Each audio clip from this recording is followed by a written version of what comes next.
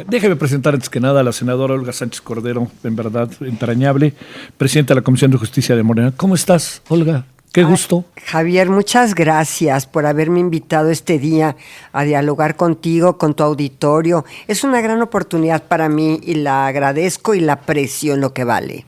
Sabes que es recíproco. Oye, déjame seguir con lo que estaba. Qué historia la de Berlusconi, ¿no? No, bueno, qué historia. Qué historia.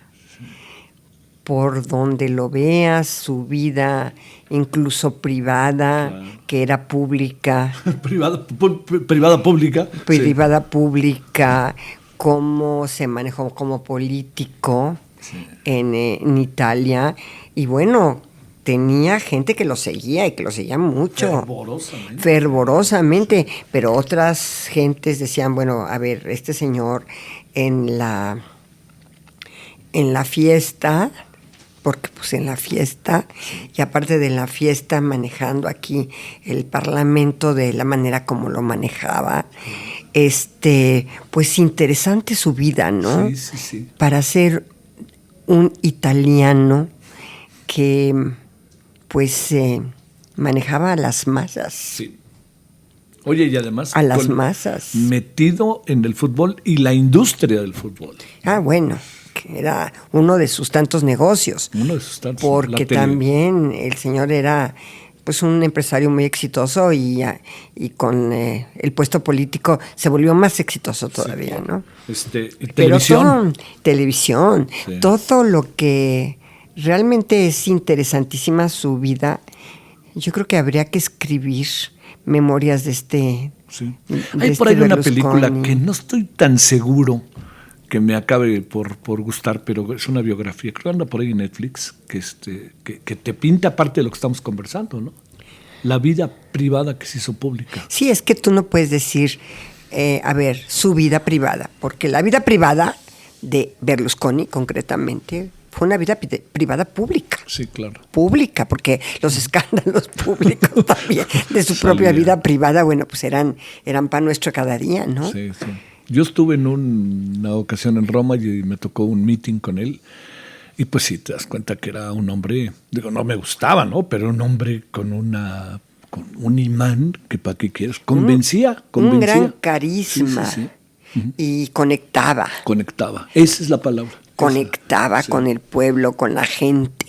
Entonces tenía una cantidad de seguidores impresionante. Era un ícono. Sí. Pero era un ícono porque aparte combinaba lo de un hombre con mucho éxito entre las mujeres, con escándalos también, sí. No por una parte, pero por otra parte, pues muchos de los hombres se querían identificar con él, porque era exitoso en los negocios, sí. Porque tenía una cantidad de amigas y compañeras. Y luego jóvenes, ¿no? Muy jóvenes. Sí. Muy jóvenes, sí. ¿no?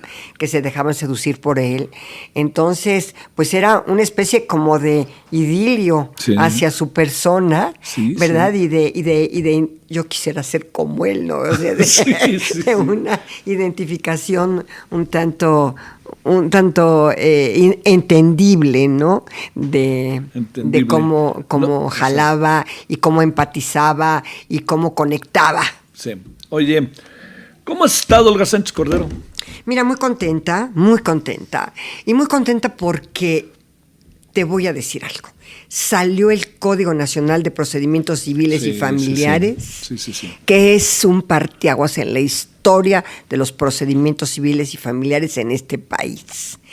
Y pues cuando yo llegué a la Comisión de Justicia, yo dije, ¿cuál es mi prioridad? Además de que tengo muchas iniciativas presentadas personalmente, o sea, digo, son mías, nada más otras que he compartido con varios senadores, pero esta del Código Nacional de Procedimientos creo que es el producto legislativo más importante de esta legislatura. Me estaban diciendo que es a nivel de un código de comercio de 1884. Wow. O del Código Civil de 28. De 1928. De 1928. Qué cosa, ¿no? Me estaban diciendo que es de esa estatura. Entonces, ¿qué hacemos en este código? Entonces yo dije, esta es mi prioridad, voy tras de ella. y la voy a sacar en tiempo y en forma. Teníamos ya muchos años, desde el 2017, que era un mandato constitucional del constituyente expedir este código nacional por parte del Congreso Federal. Y no se expedía. ¿Por qué? Pues porque había muchas iniciativas, porque era un trabajo muy pesado, ¿no? Había iniciativas de CONATRIB, se trabajó en la iniciativa de la Comisión Nacional de Tribunales Superiores de Justicia, muy buena iniciativa. Había otras iniciativas de Ricardo Monreal, de Julio Menchaca, otras tantas de Sergio Pérez, por ejemplo, de algunos senadores, pero trabajar ya en ese proyecto, sacarlo adelante, 1,191 artículos para la justicia cotidiana de todas y de todos los mexicanos, qué maravilla. Oye, con consenso absoluto. Unánime, ¿no? Unánime. Sí. ¿Por qué, Javier? Porque se construyó con todas las voces, porque se escucharon a todos. Bueno, si tú ves lo que me han mandado las organizaciones de personas con algún tipo de discapacidad, y me han mandado que, por ejemplo, en la ley no se sustituye ya la voluntad de las personas con discapacidad, se acompaña, y se acompaña en la medida en que requieran este acompañamiento. Se deroga, abroga, se excluye, se da una vuelta a la página radical en la que nosotros conocíamos, capaces, discapaces o incapaces. No, todos los seres humanos son titulares de derechos y de obligaciones, pero titulares de derechos. Y no tienes por qué restringirle los derechos a alguien que tenga algún tipo de capacidad. Se desterró, Javier, se desterró para siempre la clasificación de capacidad y discapacidad o incapacidad. Entonces, ese es un paso enorme, siguiendo una tesis de la Corte en la que yo intervine, de un chico con Asperger, en el que este chico con Asperger, pues era un chico inteligentísimo, creo que hasta matemático era, quería casarse, quería ejercer sus derechos, ¿sí? Pero como la madre en algún momento dijo, pues como tiene un síndrome de Asperger, él requiere de una interdicción, pues se llevó a cabo el juicio de interdicción, lo declararon interdicto y no podía tomar ninguna decisión, ni siquiera firmar una cuenta bancaria. Entonces dijo, ¿pero por qué? Y entonces la Corte dijo, es inconstitucional la incapacidad, por el solo hecho del término incapacidad. Todos son titulares de derechos plenos, no hay sustitución de voluntad, y en la medida del acompañamiento es en la medida que se requiera para las personas en sus diferentes discapacidades. No es lo mismo un síndrome de Asperger o un síndrome de Down o otra situación, pero en la medida. Y eso es la responsabilidad del juzgador.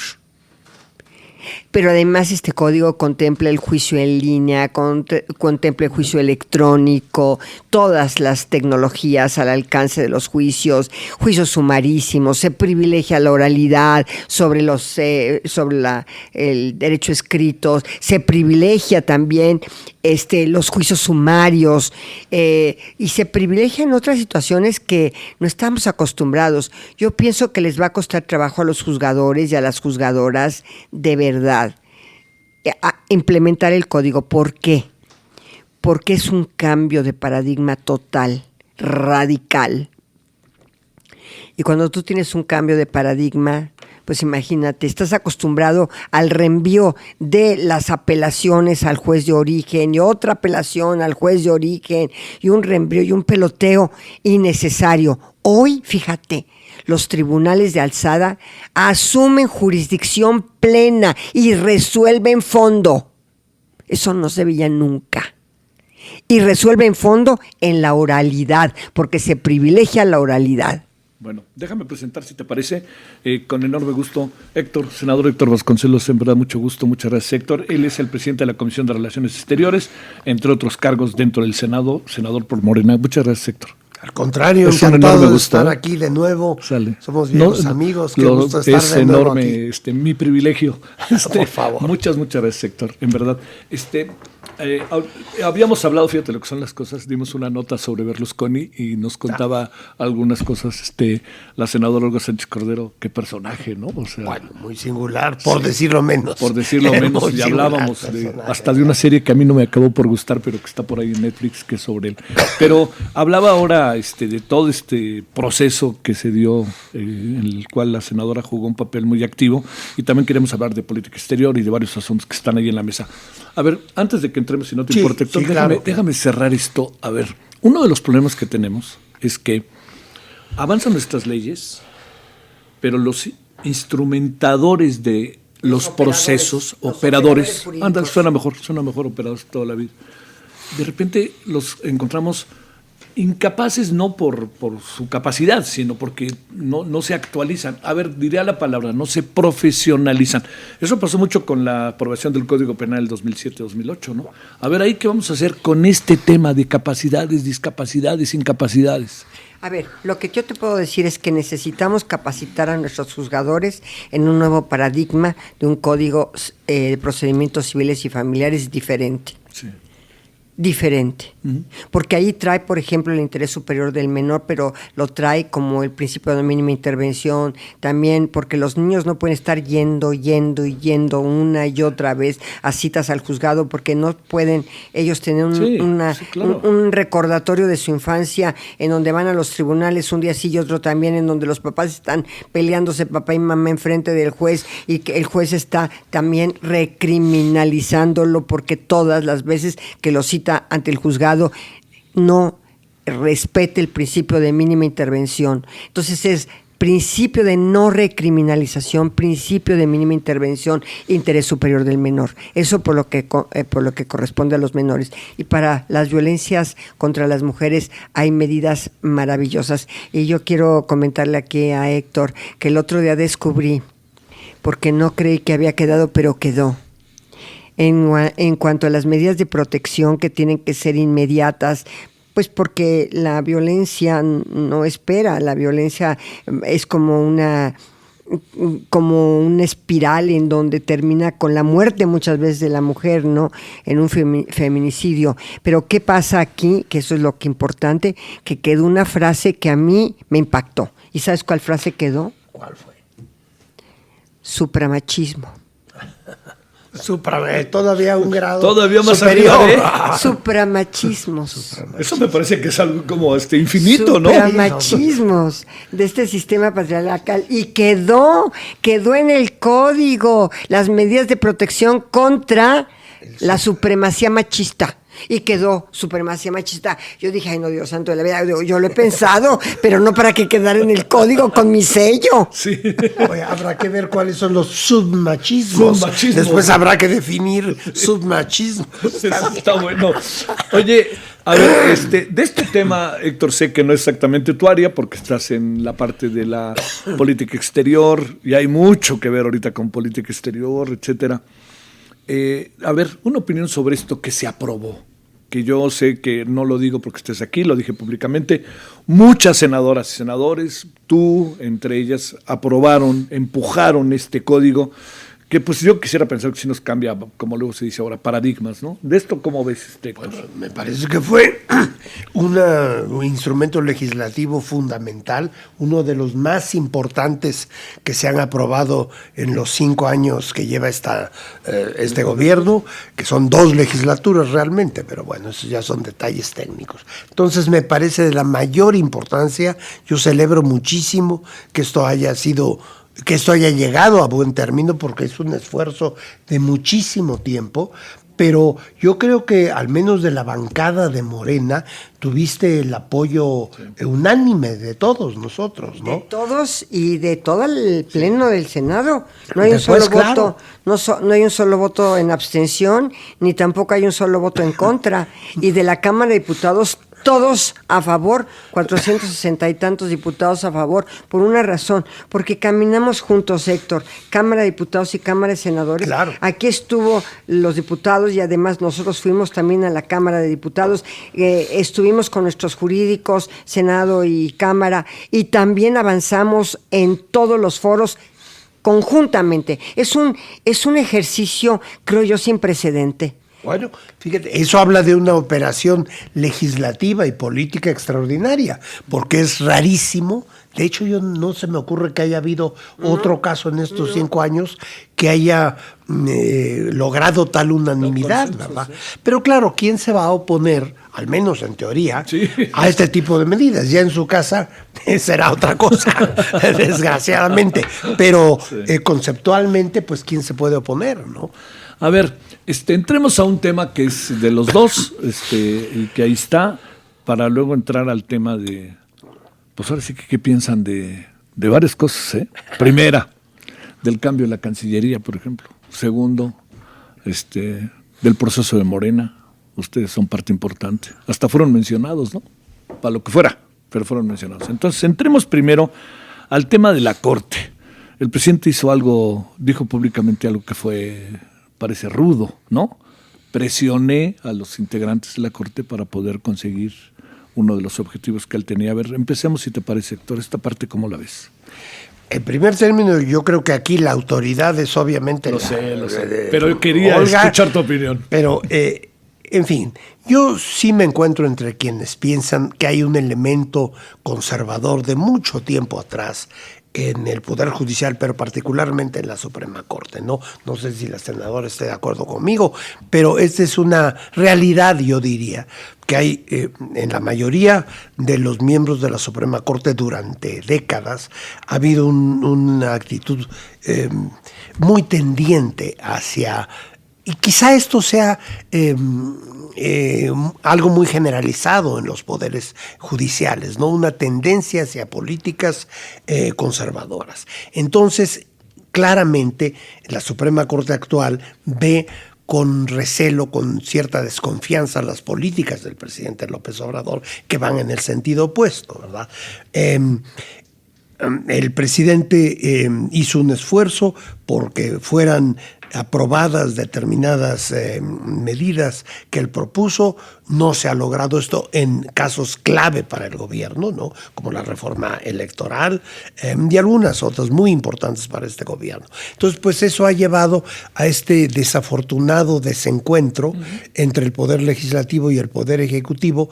Sin embargo, creo yo que en los últimos días se han dado algunas señales, algunos elementos en el sentido de que esta relación ejecutivo-poder judicial y en concreto Suprema Corte pudiera mejorar para el término de este sexenio. Vamos a ver, ¿no? Sí, vamos a ver.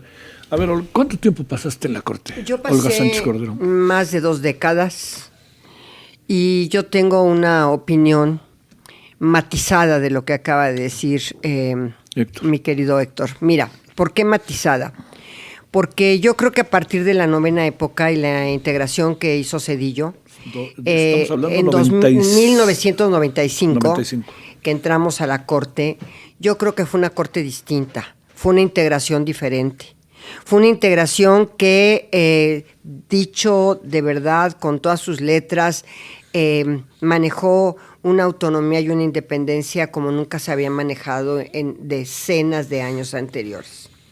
Y esto trajo como consecuencia grandes resoluciones, como por ejemplo lo de Aguas Blancas, la investigación de Aguas Blancas, la decisión de condenar al presidente Zedillo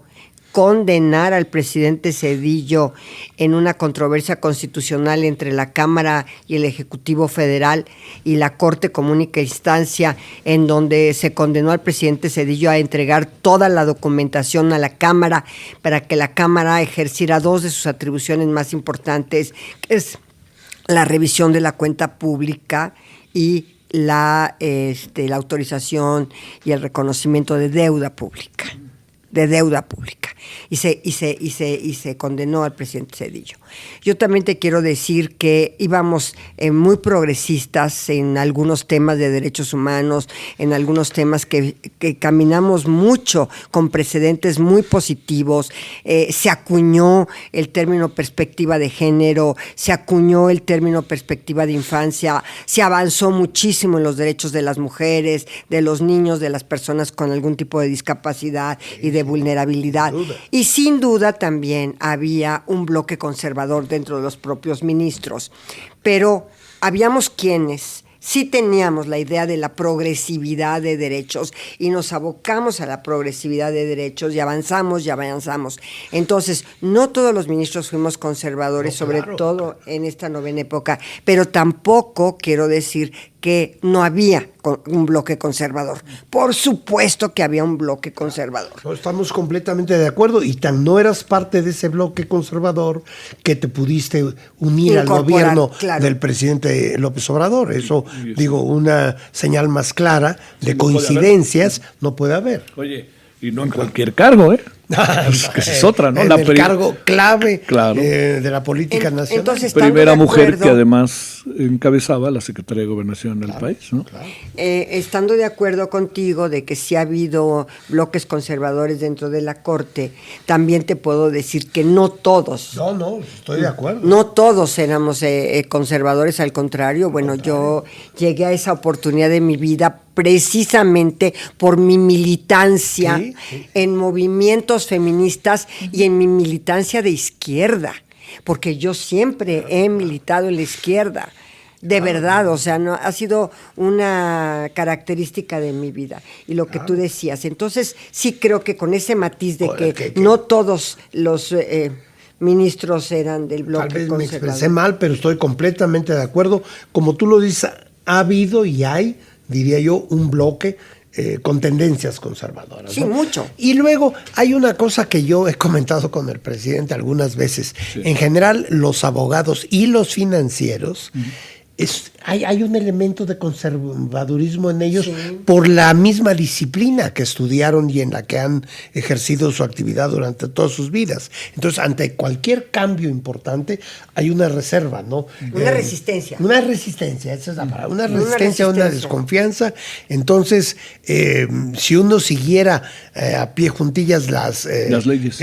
Las opiniones de abogados y de financieros, nunca se haría nada nuevo, porque hay esa tendencia a seguir haciendo las cosas como se venían haciendo antes. Sí. Es una cuestión casi de entrenamiento, ¿no? Sí, pero por eso yo comparto con el presidente muchísimas cosas, comparto la Cuarta Transformación, porque es un rompimiento de estructuras conservadoras hacia un estadio, fíjate, de derecho distinto. Lo has puesto extraordinariamente bien. Un estadio. ¿No? Entonces, es que me dicen, ¿y el Estado de Derecho? Espérame, es que te voy a decir algo, Javier. Muchas normas no responden a realidades sociales ni históricas determinadas. Y te pongo varios ejemplos.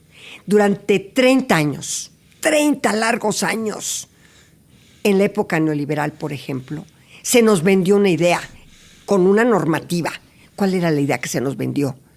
Que si subíamos los salarios mínimos íbamos a provocar inflaciones galopantes. Yo hoy me entero por una filtración de algunos ahora tipo hackers, ¿no? Que ya creo que hasta están perseguidos en la Unión Americana, en donde sacan algunos temas de México y de la relación México con Estados Unidos, y en donde uno de los temas que está presente es que a las compañías norteamericanas, según estas filtraciones, no les convenía que se subieran los salarios, porque entonces no eran competitivas para ellos. Y tampoco se les a las grandes corporaciones norteamericanas, tampoco querían, por ejemplo, detonar desarrollo en el sureste, pues porque ellos cómodamente estaban en el nearshoring, del norte del país. Entonces, estos dos temas de que no querían subir los salarios y de que además preferían todo el tiempo que se detonara el norte y no el sureste, ¿sí? Era por sus intereses. Por intereses particulares de privados. De las empresas. Privados, sí, claro. Y que ellos también a la vez presionan a sus gobiernos para que esto suceda. A ver, este tema, como ustedes saben, es un tema que está ahorita muy en la mesa. Tenemos leyes, las leyes no responden a nuestra realidad. Entonces, ¿qué hacemos? Que este es un asunto. Cuando no tenemos la capacidad para llevar a cabo un proceso de transformación en una sociedad democrática. A ver, venga. Te voy a decir algo que va a ser muy fuerte. Venga. Cuando yo estaba en la Suprema Corte y cuando se hizo la reforma energética, una de las gentes que fue a verme y a litigar en contra de la reforma energética fue Alejandro Encinas. Fíjate.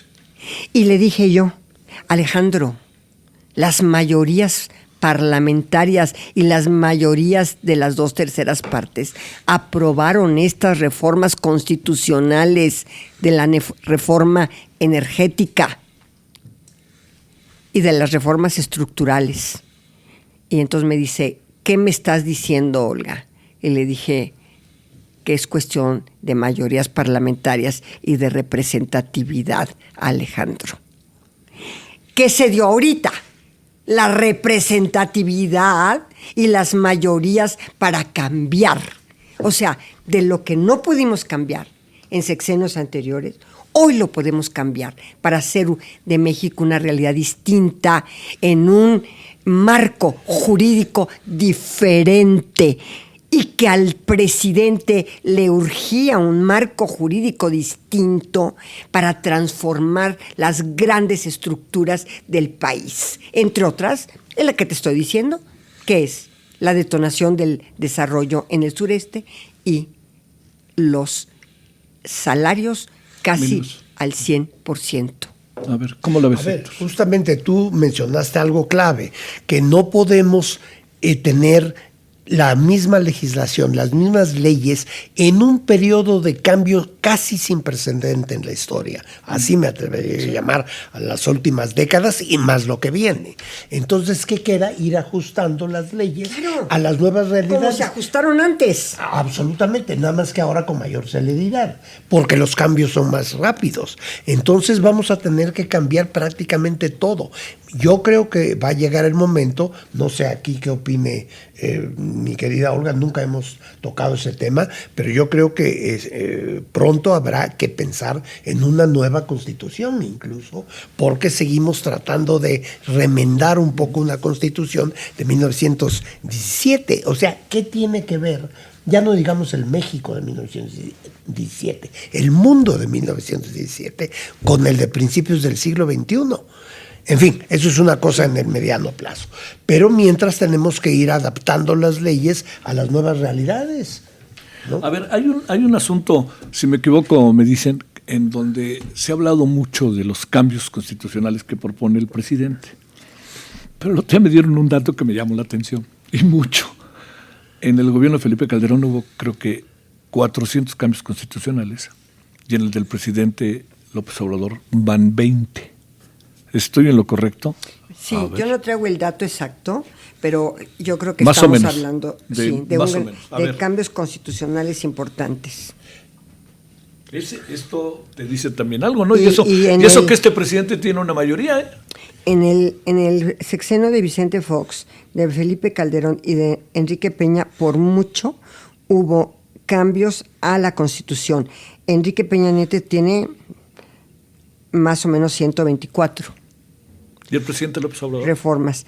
Yo aquí traigo que el presidente López Obrador trae presentadas, no traigo el dato exacto, pero pues yo creo que en el famoso SIL podríamos investigarla y precisarlo. A ver, sí, pero ahí entraría otro factor, que pueden ser menos las del presidente López Obrador, nada más que quizá más significativas, más de fondo. Uno puede en 2 o 3 iniciativas hacer cambios más profundos que en 200 menores situaciones, ¿no? Sí, un poco a eso me refería también. También no lo van a creer, pero lo decía un poco poco exonerando al presidente López Obrador de que tanto se habla de que hay cambios y cambios y hay otros que han hecho una cantidad infinita de cambios. Los cambios que hizo Enrique Peña Nieto con todas las reformas estructurales que les llamó y sobre todo las reformas energéticas que les llamó él, oye, digo, eso sí fue también la consolidación de un régimen neoliberal con todas las consecuencias que se tiene. Y también cuenta el sentido de los cambios. No solo la profundidad, sino en qué sentido van. A ver, ¿no? Entremos a que es un tema, ya vamos a política exterior, mi querido director. Entremos a esto que es un tema, Olga, que conoces y que es profundamente controvertido, cómo hacerle. Se debe de elegir a los miembros integrantes de la Corte de manera directa, indirecta. A ver, esto que es un problema, y voy a decir porque es un problema, porque nos tiene atrapados con los términos de la representatividad, que es ahí te comento, y si me permites, Héctor, dar mi opinión. En los Estados Unidos, y creo que esto únicamente fue lo que quedó en el ambiente de mi entrevista el otro día con una persona de Latinus, en Estados Unidos la mayor parte de los estados eligen a sus jueces vía representación directa. Votan por ellos en las urnas, a sus jueces. Sin embargo, a nivel federal, la federación, los norteamericanos en la federación no han querido implementar esa situación a nivel de jueces federales, magistrados federales y ministros de la Suprema Corte. Ellos no lo han implementado a nivel federal. Y te dan una serie de razones muy interesantes por qué no se ha implementado a nivel federal. Cuando a nivel local, Texas, por ejemplo, elige a sus jueces directamente, una representación directa en las urnas. A ver, yo lo que digo es, nosotros seguimos un modelo norteamericano en donde, muy parecido, porque además hemos seguido la Constitución norteamericana también, o sea, desde sus orígenes de la Constitución norteamericana y desde los orígenes de la Constitución mexicana. Entonces, ¿cuál es el procedimiento de los americanos para elegir a los ministros? Pues es un procedimiento mixto de democracia indirecta. Es decir, a través de quienes fueron electos democráticamente, que es el presidente de la República y los integrantes del Senado, ojo, ¿no? Ellos, a través de esa democracia indirecta, eligen a sus ministros de la Suprema Corte. Yo estaría de acuerdo en que los jueces federales y los ministros fueran siguiendo este esquema norteamericano. Pero a nivel local, pues tenemos también todos los jueces locales de la Unión Americana, casi toda la Unión Americana también elige a sus jueces directamente. ¿Qué acontece aquí? Acontece un principio que se llama, en teoría del Estado, principio contramayoritario. ¿Y cuál es ese principio contramayoritario? Que una vez que un Congreso, un Parlamento, emite una ley y se promulga y se publica por el Ejecutivo, 11 personas tienen la posibilidad de declararla inconstitucional.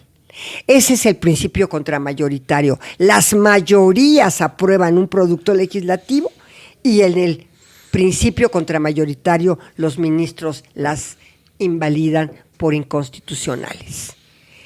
Esto que ha pasado, este es un tema de tribunales constitucionales en el mundo, que dicho sea de paso, los tribunales constitucionales en el mundo se fueron consolidando en la segunda mitad del siglo XX. No existían tribunales constitucionales antes, es decir, no existía el principio contramayoritario de invalidar una ley, sí, a través del amparo, pero solamente amparaba a la persona en lo particular, ¿verdad? Es inconstitucional esta ley, y a ti, Héctor Vasconcelos, no se te aplica.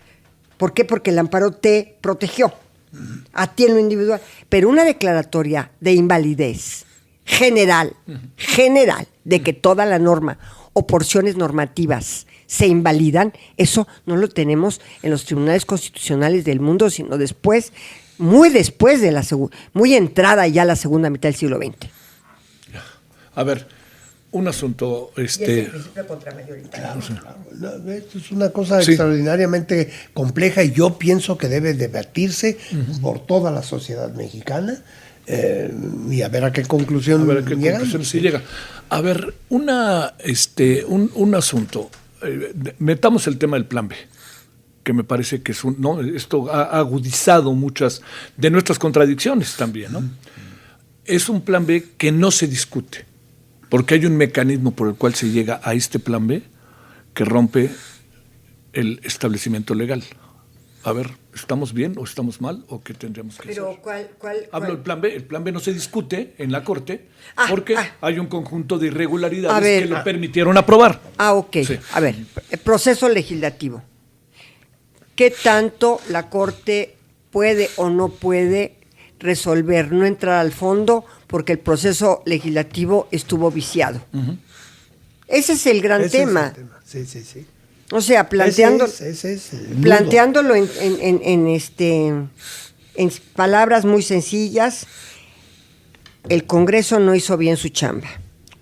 Sí, todo fue apresurado, en fin.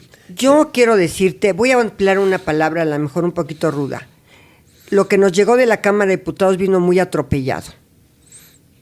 Muy atropellado. Aquí en el Senado lo tratamos medio de corregir, pero yo se lo decía al coordinador, le dije, Ricardo, viene mal el proceso legislativo desde la Cámara de Diputados, viene mal.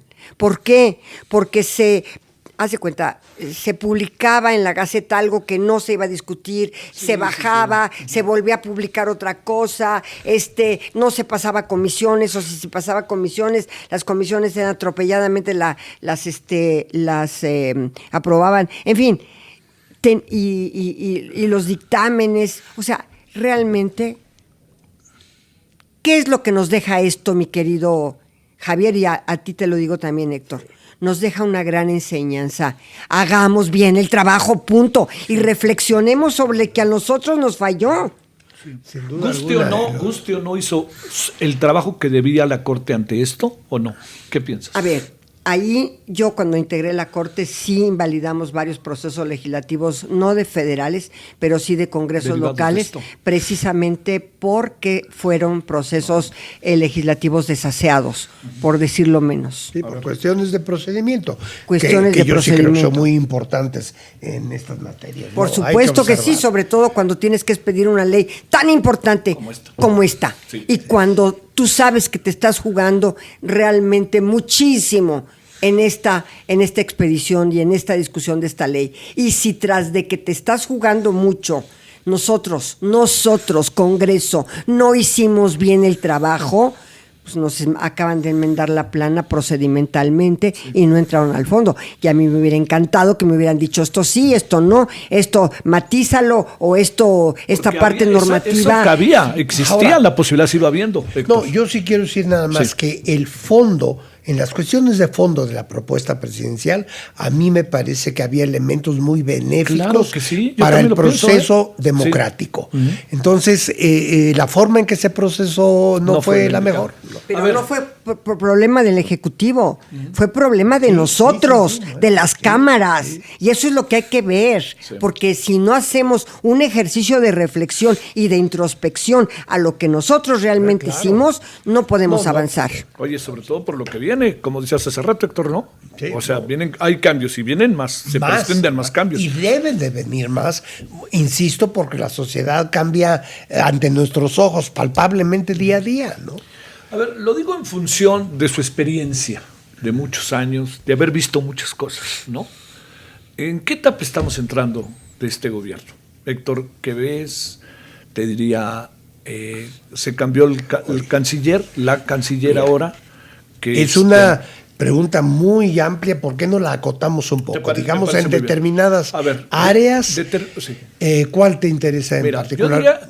Yo diría que viéramos cosas que ustedes tienen ahí. Ustedes son, en algún sentido, juez y parte, porque quizás son de esta parte del gobierno que tiene mucho que ver con el análisis, ¿no? Les preguntan su opinión, están en eso. Hay otros que, cada quien juega su rol, no voy a decir más.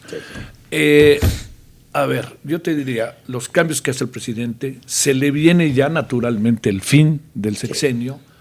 qué es lo que alcanzan a ver, ¿no? ¿Qué es lo que alcanzan? Porque también viene una elección. Entiendo que podremos quedarnos un buen rato, pero eso es como ir tratando de acotar, Héctor. Como si quieres empezamos por ahí.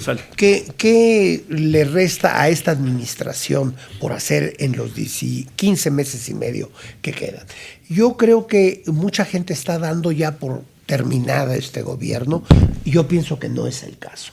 Yo creo que vienen reformas importantes, tanto desde el punto de vista legislativo como en los hechos políticos y en el manejo, naturalmente, del proceso electoral. Acabamos de ver el domingo pasado la propuesta de cómo se va a desarrollar el procedimiento para elegir candidato o candidata en el caso de Morena. Eso en sí nos llevaría un programa entero a analizarlo.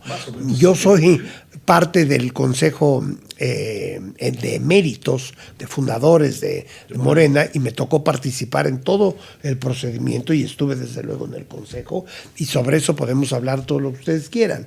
Pero eso no es más que una parte. Después vendrá, después del 6 de septiembre, en que sabremos quién es el candidato o candidata de Morena, apenas vendrá la respuesta que tendrá que tener la oposición en algún momento. Es bastante extraordinario que a estas alturas la oposición no haya declarado ni cuáles van a ser sus reglas, ni mucho menos quiénes son los posibles ya finalistas, digamos, en su selección de candidatos. Y comentemos, lo digo yo, que ni los tienen, ¿eh? Esa es mi opinión, perdón. Bueno, pues imagínate que grave que mientras nosotros ya estamos a semanas de resolver al menos el asunto de quién nos va a representar, la oposición aparentemente no tiene su candidato o candidata. Bueno, pero luego vendrá apenas en enero la campaña. Pero mientras toda esta cuestión electoral tiene lugar, el gobierno no solamente va a terminar las obras fundamentales de infraestructura que el presidente echó a andar. Hay que ver que se terminará el Tren Maya, se empezará realmente la operación de la refinería de Dos Bocas, en fin, los grandes proyectos de infraestructura tienen que llegar a su conclusión. El canal interoceánico, ¿no? El canal interoceánico, absolutamente. El tren México-Toluca, sí, etcétera. Pero aparte de la infraestructura, yo creo que todavía en estos 15 meses y medio que quedan, va a haber, y ustedes lo van a ver, yo tengo algunos indicios de que vienen reformas importantes. No estemos dando por muerto este gobierno. Yo no sé por qué en los medios se da por hecho que ya vienen nada más las elecciones y punto. No, yo creo que en todos los terrenos todavía tenemos un buen rato. De hecho, es casi la cuarta parte de una administración. Porque, a ver, se dice que estamos en el 5º año, pero efectivamente llevamos 4 años y medio de gobierno. Falta 1 año y medio. Sí, lo que pasa es que se parte mucho de a veces ahora que cambió el calendario y que el 1 de octubre... Claro. Pero es cierto. Bueno, pero es son cierto, 3 sí. meses menos. No, es octubre, cierto. No, 2 meses menos, sí. Octubre y noviembre. Pero a ver, casi la cuarta. Déjame plantearte algo ahí concretito. Se plantea que la Cancillería ahora, a mí me parece un nombramiento muy interesante porque es muy latinoamericano, pero también la crítica dice es que es simpatizante yo no sé si decirlo, pero lo diré, del comunismo. Bueno, cuando te hablo de Cuba, te hablo de esto. A ver, ¿qué piensas del personaje que hoy, a partir de la semana que entra, encabezará la Cancillería? A ver, empiezo por aludir a lo que acabas de mencionar, esas gentes que han dicho que es simpatizante del comunismo. Ya la frase en sí es absurda y anacrónica, sí, porque ¿a cuál comunismo se refieren? En fin, es un absurdo si uno revisa la carrera de la embajadora Bárcena. A mí me pareció una designación extraordinariamente positiva. Hay que ver que, según mis cuentas, y corríjanme si estoy equivocado, Alicia Bárcena es la mujer mexicana que ha ocupado los más altos puestos internacionales, así como la senadora Sánchez Cordero ha ocupado los más altos puestos que mujer alguna haya ocupado dentro de México. Bueno, pues Alicia ha ocupado los mayores cuando fue directora general de CEPAL, ¿verdad?, de la Comisión Económica para América Latina. Bueno, yo no recuerdo una mujer mexicana, insisto, que haya ocupado un cargo más alto en el mundo.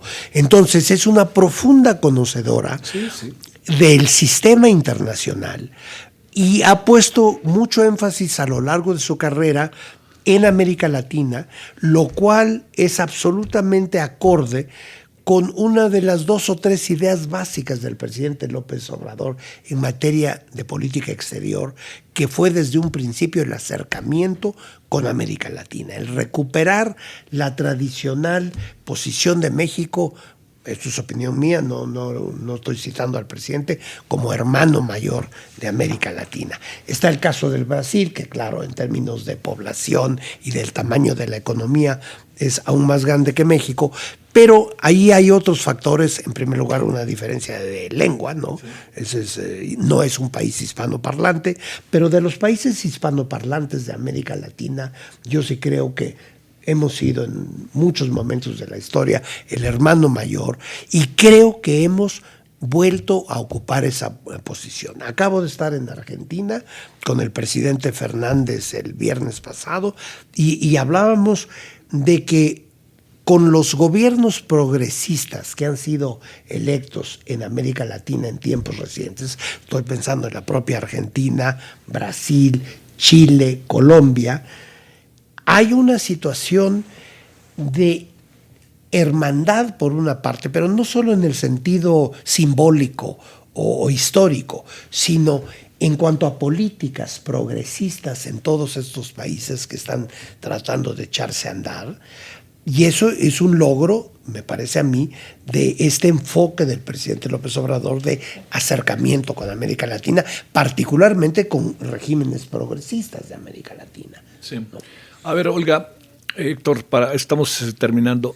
Es inevitable, cuando lo digo de esta manera, lo digo en función de lo que ustedes representan, preguntarles sobre el proceso en Morena y sobre si ustedes toman partido en el proceso. Es decir, ¿qué quiere decir? Me decanto por esta o este candidato, o precandidato sería ahorita, y lo hago en función de lo que creo, porque estoy en un partido y ya me echo para adelante. ¿Qué piensas, Olga? Mira, yo pienso una cosa que es bien importante para mí. El presidente, de verdad, yo siento, bueno, es mi percepción, no sé si, pero yo creo que es una percepción correcta. El presidente quiere pasar a la historia no como el gran elector de quien lo sucede, sino con un proceso democrático que dentro de la propia Morena y invitando a la población en general vayan a decidir quién es el sucesor del presidente. Yo creo que el presidente lo ha abierto así, de esa manera, y no de ahorita, lo abrió desde hace 2 años o año y medio, mínimo.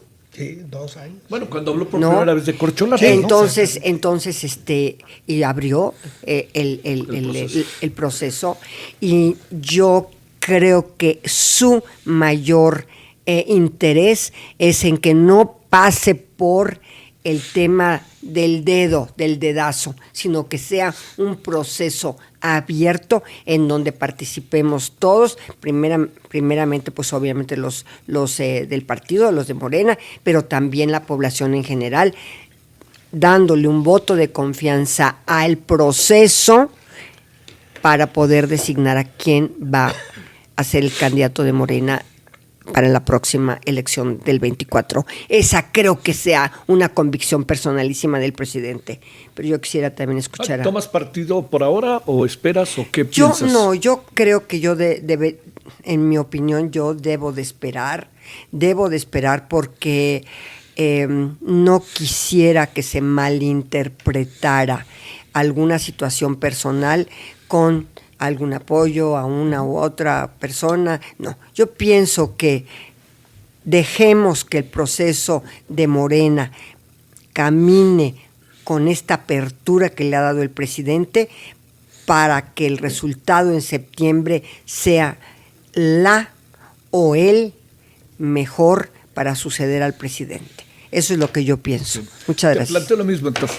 Mira, yo creo que lo que se decidió en el Consejo del domingo pasado de Morena es una cuestión histórica. Yo alguna vez me puse a hacer el recuento de cómo se han dado las sucesiones presidenciales desde el siglo XIX. Y cada presidente ha tratado de imponer a su sucesor. Algunos con éxito, otros sin éxito, pero no hay excepción que yo pudiera detectar de un presidente que no haya intentado determinar quién lo iba a suceder. Yo creo que este es el primer caso contra lo que opinan nuestros adversarios y lo que muchas veces se comenta en los medios de comunicación. Es la primera vez que un presidente se rehúsa a ejercer el famoso dedazo y establece con su partido, ¿verdad?, con Morena, una mecánica para que sean la población en general quien decida. Por una parte, los miembros de Morena, pero también la población general. Para eso es esto que fue descrito el domingo pasado. Yo, y hace meses, años, un par de años que vengo diciendo que el presidente no va a intervenir y no va a determinar quién va a ser el candidato o candidata de Morena. Por sus convicciones hay que observar algo. ¿Quién es el presidente de México fuera de Benito Juárez que López Obrador admira más? A Francisco I. Madero, que según muchos de nosotros, yo lo creo, es el más democrático presidente que México ha tenido en su historia, el presidente Madero. Y ese es un héroe, un modelo para el presidente López Obrador. Entonces mal haría, al terminar su gestión, recurriendo a un método tan desgastado, tan, diría yo, condenado como es el dedazo. Por eso se establecen estas reglas, estos procedimientos que hacen casi imposible que el presidente decida. Yo sí creo que las encuestas que conozco, ya he visto, de hecho tuve alguna participación en la formulación de las preguntas que se van a hacer, hacen prácticamente imposible una intervención del presidente de la República en el momento de la decisión final. Ahora, desde luego él tendrá sus preferencias, yo tengo mis simpatías también, pero en mi caso, como consejero emérito de Morena, no ayudaría en nada al proceso de las próximas semanas que yo hiciera públicas mis simpatías, ¿no? Aunque las tengas, como dices. No, sí, las tengo, pero no es el momento porque yo soy parte de la estructura del partido y estamos justamente convocando a que la población, porque va a ser una encuesta abierta, no solo dentro de Morena, a que la población se manifieste. Y también eso nos indicará quién puede resultar el candidato o candidata con mayores probabilidades de ganar la elección. Sí, son dos cosas a la vez. Yo habría dicho hace ya tiempo que la decisión del señor presidente de quién lo va a suceder, sin duda alguna es la decisión más importante que va a tomar, la más importante. Y si él ha decidido que sea la encuesta y la participación de todas y todos para la designación y elegir quién será el candidato de Morena, lo único que te quiero decir es que esa es ya en sí misma la más importante de su vida. Nada más quiero, si claro tengo un minuto, subrayar un hecho. Sí. Lo que se va a elegir el 6 de septiembre es al al coordinador de los comités de defensa de la Cuarta Transformación. Técnicamente no estamos escogiendo todavía a un candidato o candidata, eso vendrá después. Simplemente, a partir del 6 de septiembre, una persona va a coordinar todos los esfuerzos de Morena, pero no es como tal candidato lo que se va a elegir para el 6 de septiembre. Sería no legal en términos de los tiempos electorales. Y no es ese. Precisamente por eso va a ser el coordinador. Para no violentar la ley electoral.